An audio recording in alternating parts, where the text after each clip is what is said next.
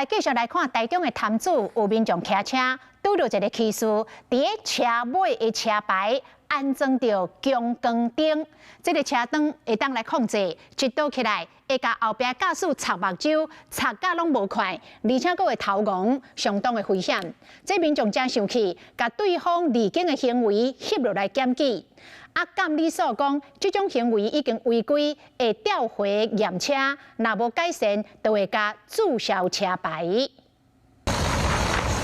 民众骑乌托邦发现头前迄台乌托邦后顶白色的灯光有够惨目，后壁骑车这个人目睭强要闭袂紧，头前路强要看无，连边的车道有车挖近嘛唔知影。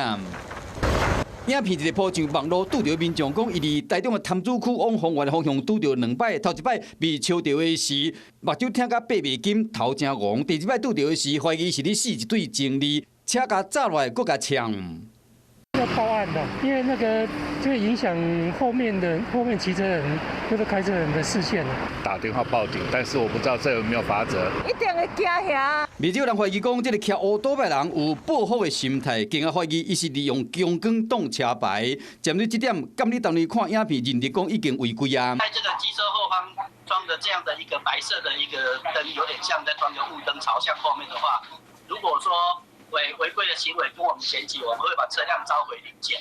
那召回临检的车辆如果不回来改账的话，我们会处罚900到1800元罚款。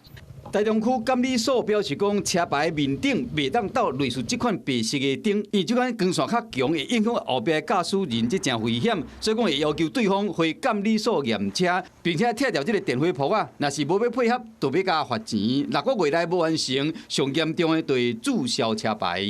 Hello， 我是蒋欣梅。想要抢先掌握最及时的新闻资讯吗？赶快订阅、按赞、开启小铃铛，锁定华视新闻 YouTube 频道。